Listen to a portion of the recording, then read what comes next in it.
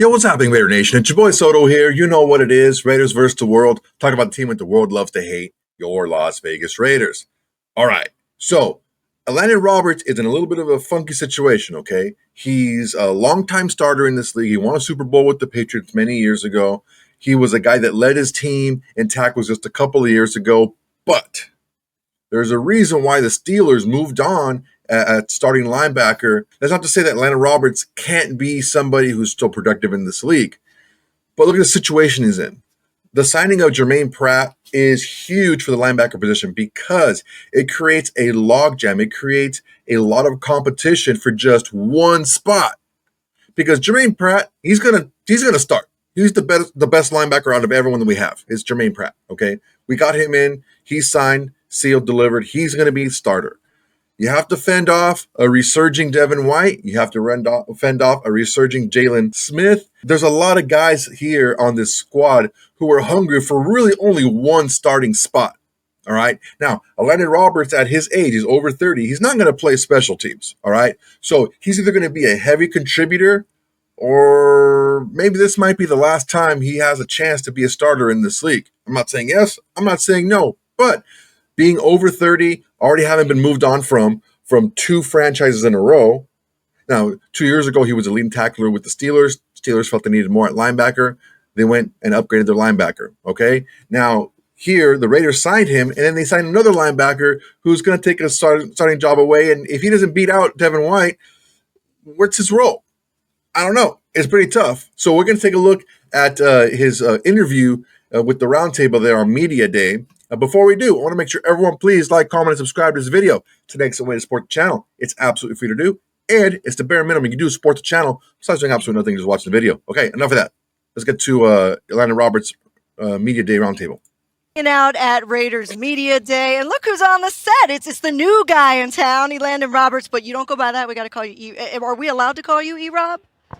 Yeah, you go by erob. No, everybody call me erob. Okay. Oh, okay. Everybody call me erob. So that's easy. That's easy to remember. Yeah, only my mother and my wife call me Elandon. Okay, we're not going to cross that. Yeah. We're going to stay in the erob territory. But welcome. Amber's going to try to slip in there, though.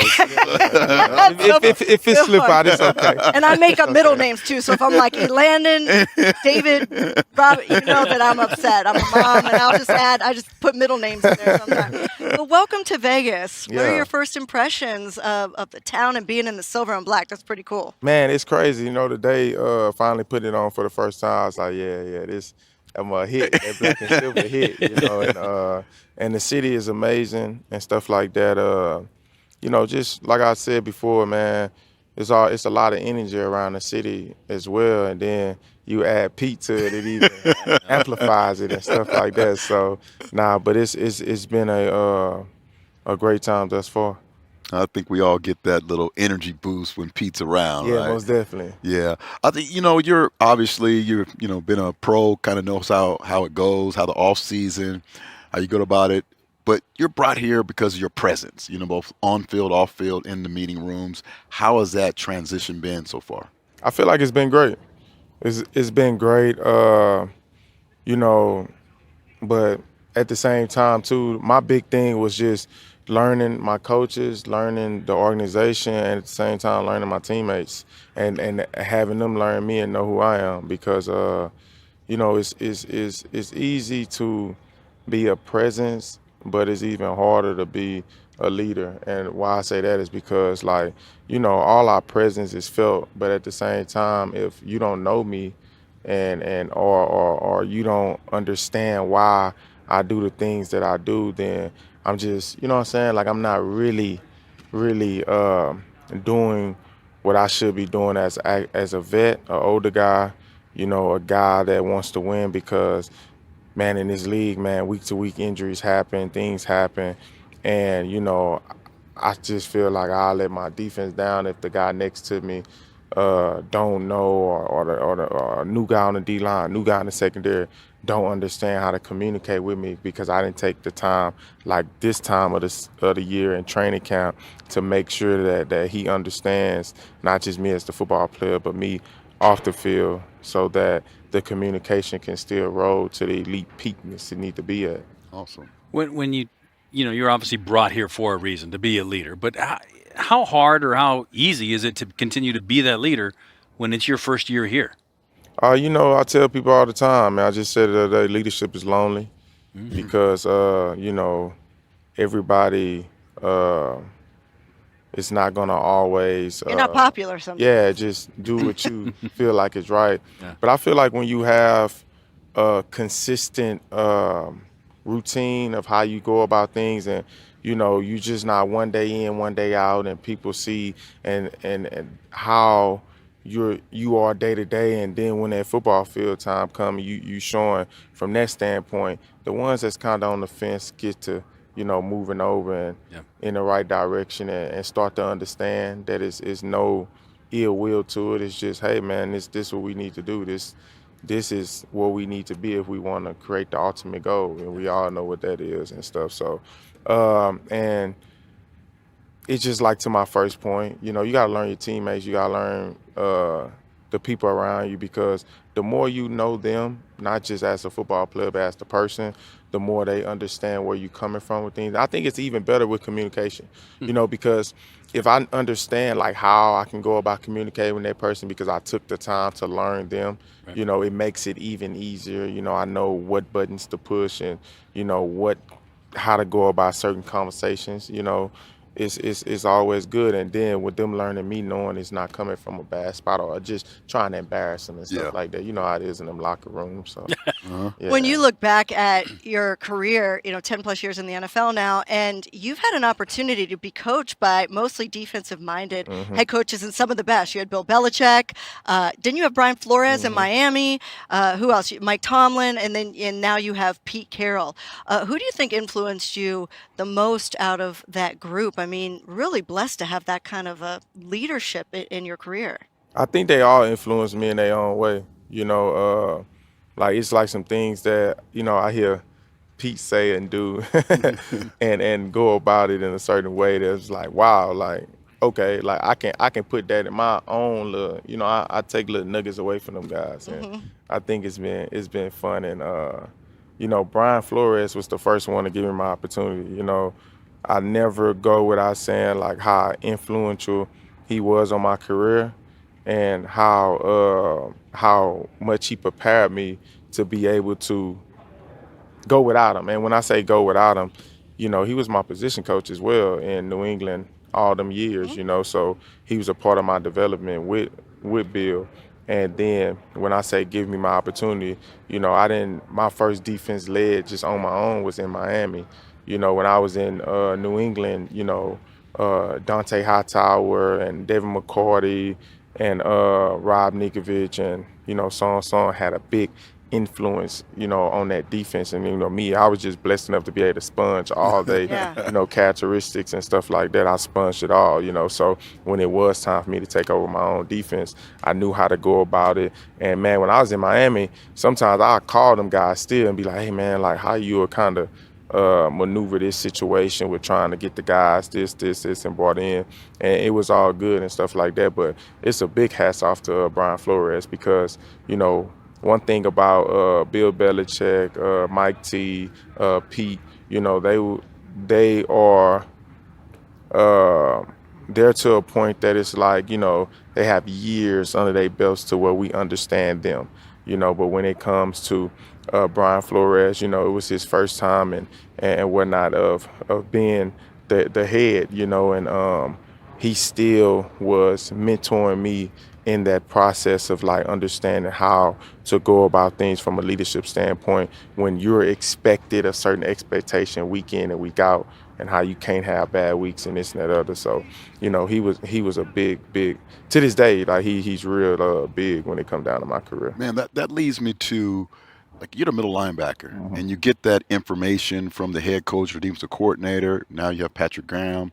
What is the process and how you're tying into the secondary and the line, like on game day? I understand practice, but you're in the middle of it. You get some situations that you guys are not familiar with, or something a little different. How do you tie in the back end to the front end? How do you do that on game day? Man, it's kind of funny you ask that because, we in this OTA period right now. So we, when the first week, I was kind of handling communication, doing this, doing that. But then in that first week, I hadn't already went to the secondary like, hey, what you guys gonna be saying when this happens? And then I'm communicating with Maxx, and it's even though I'm communicating with Maxx, like I gotta understand my interior guys too. Yeah, because sometimes they're the guys who keep those linemen off so you. I'm trying to figure out okay how to kind of navigate it all, you know. And it's just funny because like they speak a whole different lingo than what the big guys speak. Right, So yeah. you kind of stuck in the middle of you saying one thing, and I'm telling the back end, hey, look, don't even pay attention to me. I'm talking to the D-line. When Yeah, I say yeah. this, don't worry about it. They Right. know what I'm talking about. That's and I'm telling the awesome. D-line vice versa. When I say this, you don't worry about that because I'm talking to them. You gotta be trilingual. Yeah, so not like, bilingual. You gotta be and trilingual. and it's so crazy because we'll just be in the locker room, and before we go out to practice, like last week before we went out to practice, I'm telling them guys, hey, D-line might be saying this, da-da-da. I would never tell you this. So if you hear this, you would never, I'm not talking to you. Because you got to just be an over-communicator, and it's kind of funny. It's kind of funny because I always relate it to my household. And my wife would be like, we'll be talking about something or getting some plans together. And I done told her like 4 or 5 times. And then by the 5th time, she like, look, you're not in that locker room. You don't have to tell me. I heard you the first time. You don't have to keep reminding me. I heard you the first. But it's just me now, wired that way, you know, because I mean, we gotta just think, if you're in a marriage, it's only 2 people need to be on the same page. Yeah. It's 11 of You got 10 other It's guys you're 11, trying to you know, direct. Exactly, and we all trying to make sure that we all know our 1 too. So Right. it's just like, man, but yeah, it's just funny, man, and That's like I awesome. said, it's just a part of it. And Yeah. to be honest with you, man, that's why I love that part of football. I love that part of leadership. I love that part of being a Mike linebacker because it ain't easy, and Right. it is. You are the hub of communication and stuff like that. But I just feel like when that game on the line, put it on me. Like that's just how I feel. Even if I'm not making the play, it doesn't matter. But it's just like, you know, if that moment do present itself, that I know I'll be prepared, and I know my guys around me be prepared because I know where the communication came from and who set it up. Right, right. Yeah, so yeah, if communication messed up on Sunday, just say I was sitting. You know, I know it's gonna be Amber. She gonna be like, guys, I was sitting with erob, right. and he That's wouldn't even let me call me Landon. I was sitting with him, and he said, Landon, David. verbatim, if communication looked a little messed up, to blame him. That's So right. I'm gonna just sit back and make it easy. We're gonna blame 52 on We're this. gonna keep that clip. I won't even have to do the analysis. Right. Raiders game day. We'll just keep it. Play it over and over again. So if you've got to talk a certain way to the guys up front and another way to the guys in the back, this linebacker core is rebuilt with you and Devin and a couple guys that are returning. How do you talk to the guys within your own unit? Yeah, I think just being a linebacker, Yeah. man. It's not just because just like I said, injury, something could happen to me. Yeah. But I think that we are discussing stuff as a whole before I even run and tell the D line this or the line or the defensive back group this. Yeah. Like I come in, I'll be thinking about it. I might text JG, our linebacker coach, be like, "Hey, this is what I'm thinking."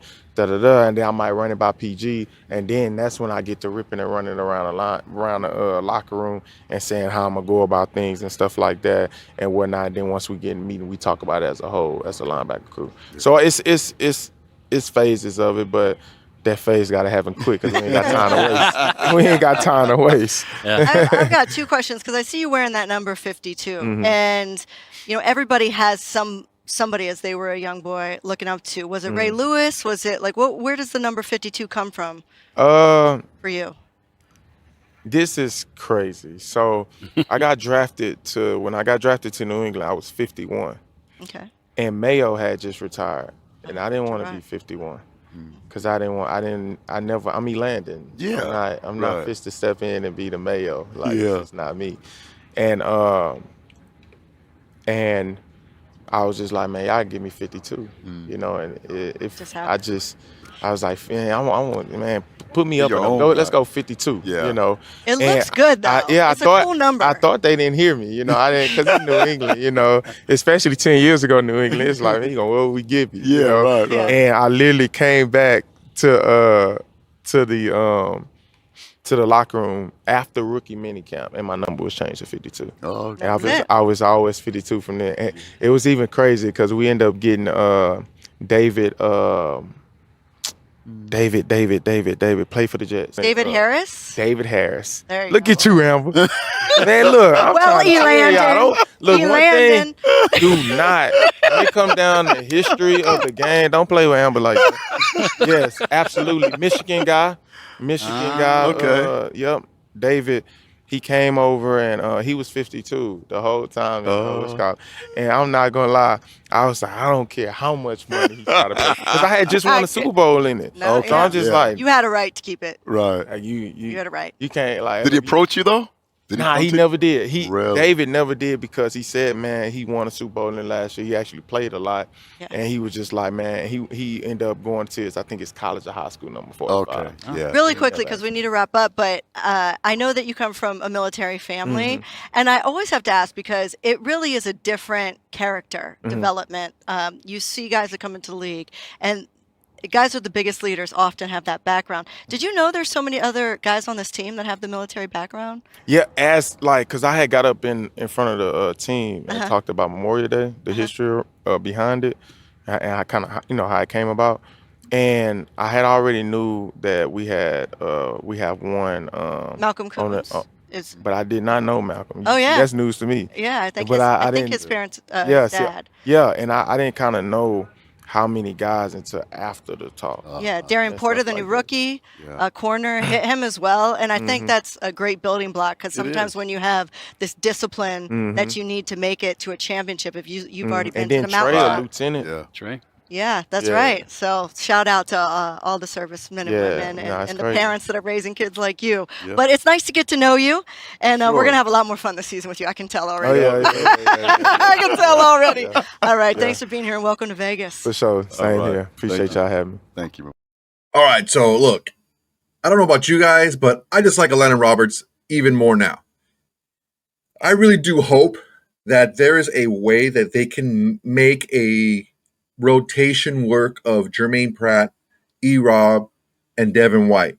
I also hope that Jalen Smith gets his his act together physically, and he's able to be on the field a lot more because physically, as far as talent goes, just pure talent in football, those 4 guys are the most talented 4 linebackers that we have. No disparaging, words against Tommy Eichenberg or Amari Gaynor or even Lindenberg. Those guys just aren't physically up to the level that the 4 that I mentioned are. Huge if, right? If those first 4 can get themselves into a rotation where they can be productive members of this linebacking core throughout the season, we can weather, tough games. We can weather, people getting dinged up during games or people getting hurt and missing a game or 2. We can weather all that stuff and not have a huge drop-off because of the physical ability of those 4 veteran linebackers.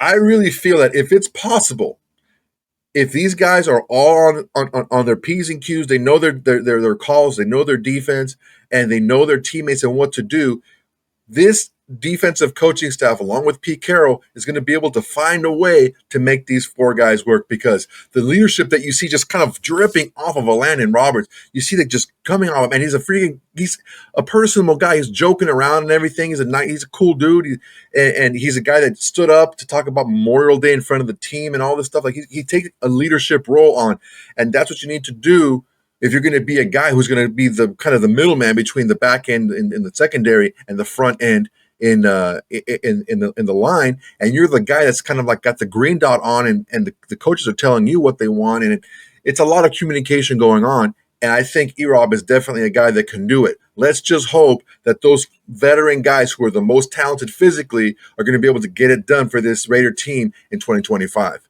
All right, guys, that's my time for today. Really appreciate you guys watching. Go ahead and like, comment, and subscribe to this video. It's an excellent way to support the channel. It's absolutely free to do, and it's the bare minimum you do to support the channel besides doing absolutely nothing and just watching the video. Guys, by the time you guys watch this, we should be over 2,700 subscribers. If you're watching it, if you haven't watched any of my videos before, if you're still watching this one, what are you waiting for? Subscribe, man. Go ahead and drop me a comment. I love liking and responding to comments as well.